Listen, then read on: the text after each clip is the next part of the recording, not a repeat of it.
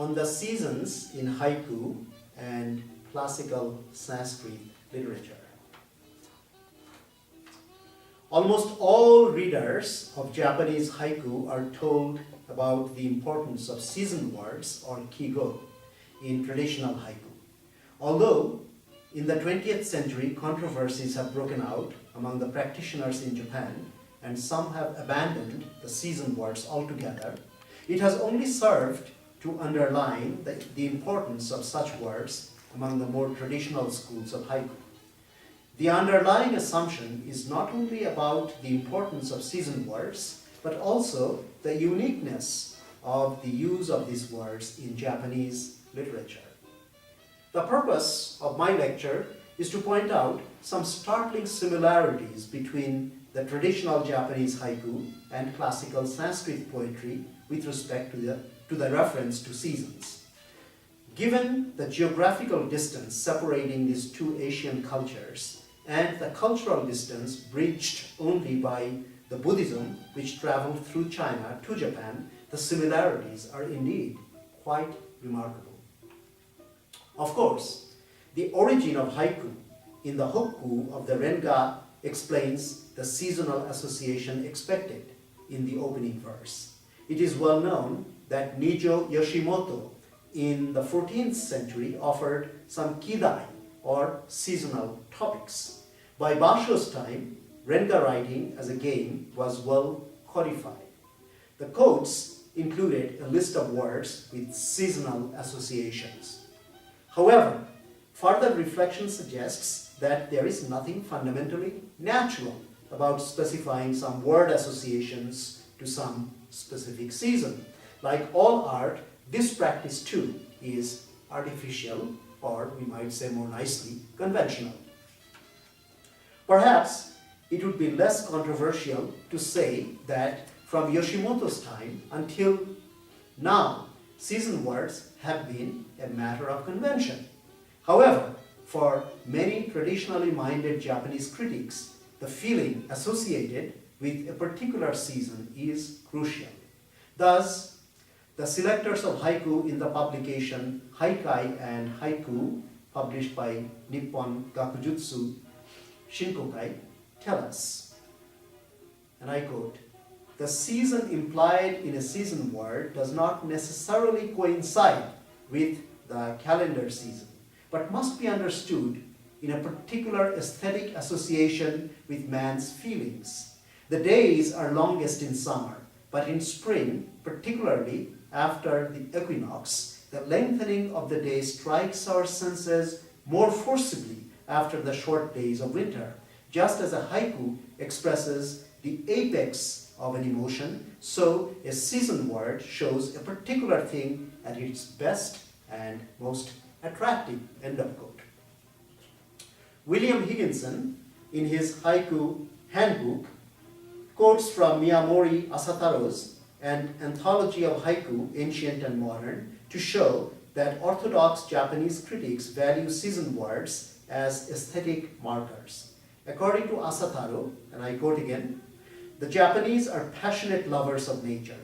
Every feature, every phase, every change of nature in the four seasons powerfully excites their delicate aesthetic sense." End of quote.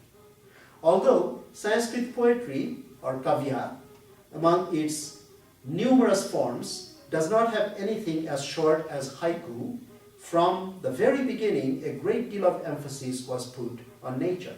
In particular, the specific seasons were to be associated with various moods or sentiments. Every Sanskrit poet since Kalidasa has composed seasonal poems. Some of the modern Indian languages have kept up the tradition, notably Bengali.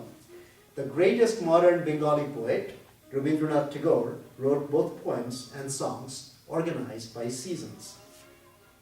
In the ancient days, the great critic Dandin tells us seasons formed one of the standard subjects of the court epic. There is even a non-epic source from pre-Kalidasan period. It is called Ritu Samhara or the round of the seasons. Every play also had its descriptions of seasons in verses. As happened in Japan, the observation of seasons and the codification of seasonal words and association took place quite early in the literary history. In India, by the early classical period, roughly between 300 CE and 600 CE, a set of conventions were adopted.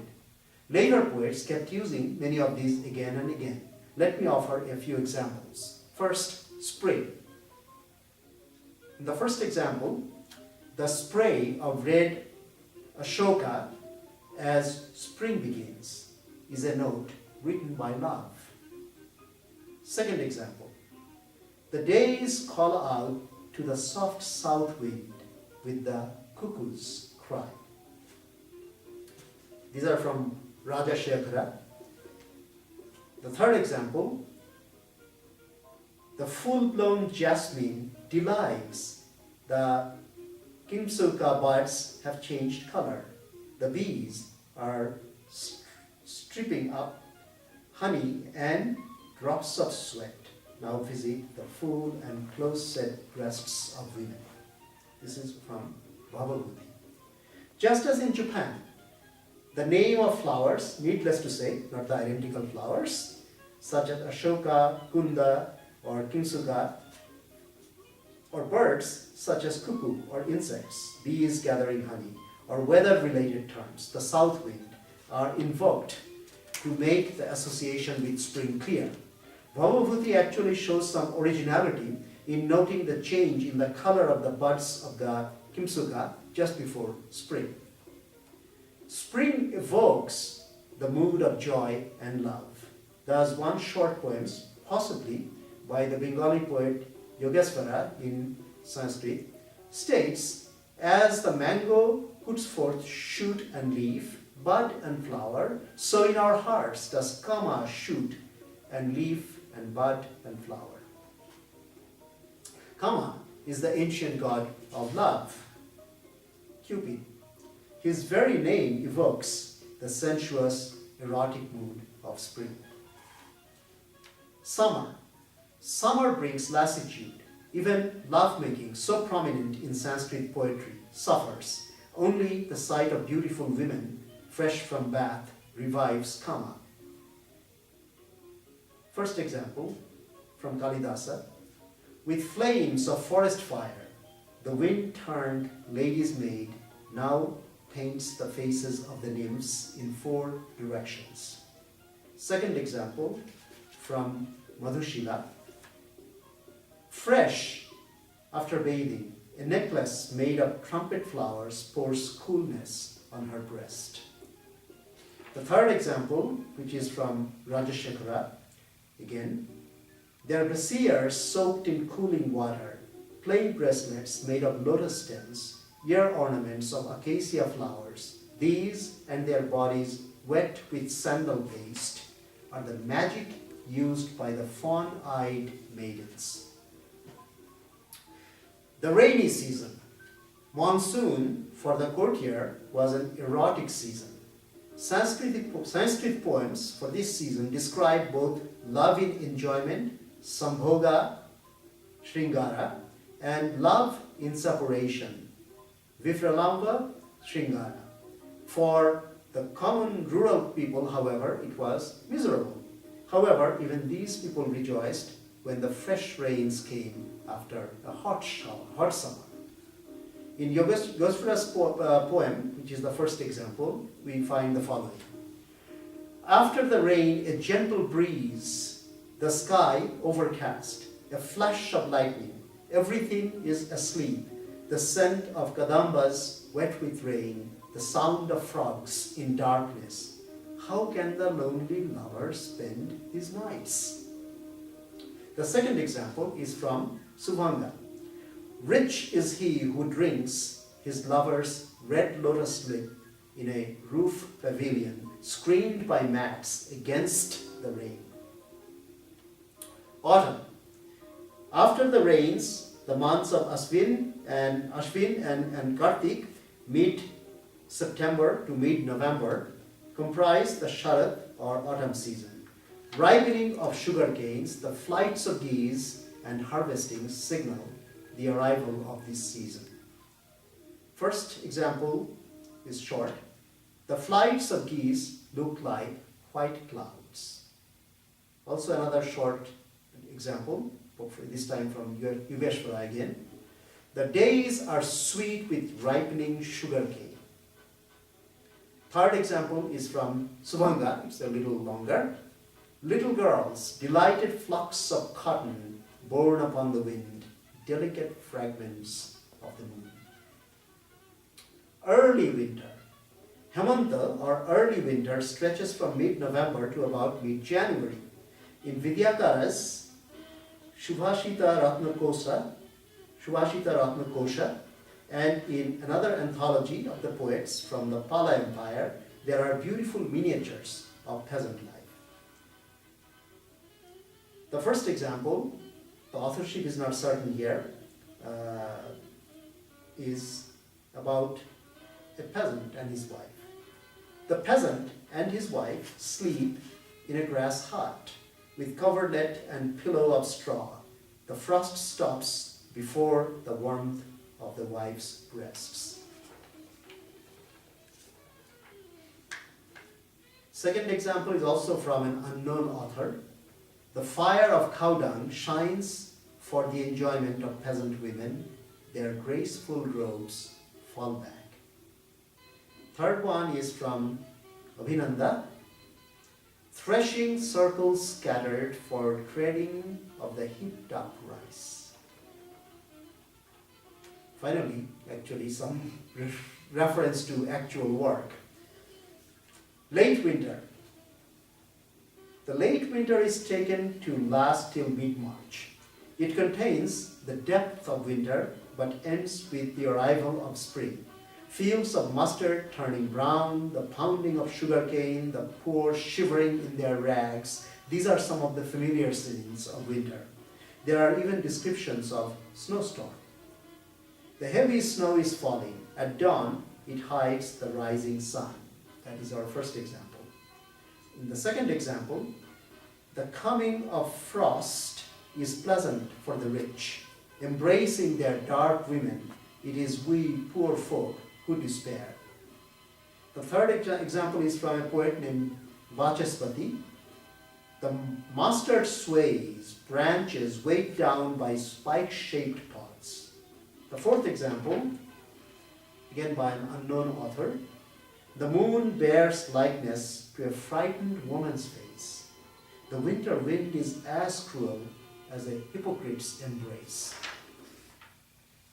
Even from this limited sampling, it is clear that the seasons in Sanskrit poetry have been marked with great care. In fact, the careful reader must have noted already that there are 6, instead of the 4 we are accustomed to, distinct seasons. Just as in Japanese haiku, words and phrases related to different living species and aspects of the natural world predominate in Sanskrit lyrical poems. Like their Japanese counterparts, these expressions designate seasonal associations and evocation of various moods. How do we explain such parallelism? One hypothesis could be the cultural links between ancient India and Japan. Buddhist influences certainly existed even before the Nara period. However, such influences do not seem to have extended to literature very much.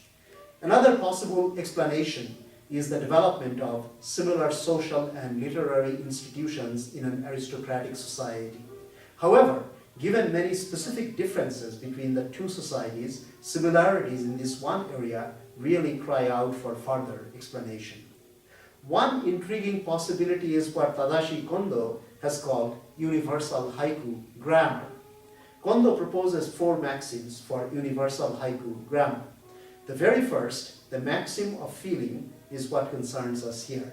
Based on a direct experience, haiku in the pre-industrial world had to acknowledge the deep connections between nature and feeling. Sanskrit poetry, situated also in the pre-industrial world, opened up human sensibilities in the same direction. Thus, the meeting in terms of feeling between haiku and Sanskrit poetry through the convention of seasoned words may not be entirely accidental. Kondo points out the semiotic implications of the relationship between feelings and images by appealing to the Parsian modes of categories of being. Peirce agrees with Suzuki that feeling is an experience of wholeness and suchness, a form of consciousness. Kondo also explodes the myth of haiku as syntactic abbreviation. Contesting the deductive procedure of seeing haiku as the predicate of a proposition, he defends Suzuki's insight of an experiential, intuitive, almost inductive process of grasping the word image in haiku. If Kondo is right, and I think he is to a large extent, in characterizing the universality of haiku grammar in this way, then it is possible to see similar kinds of poetic intuition at work in both Japanese and Sanskrit poetry. Kondo specifically restricted himself to the discussion of the grammatical aspect of haiku, but my comparison of the seasonal aspects of Sanskrit poems shows that the semiotic framework, understood critically, can also be extended to the relationship between nature and feelings as well. Thank you.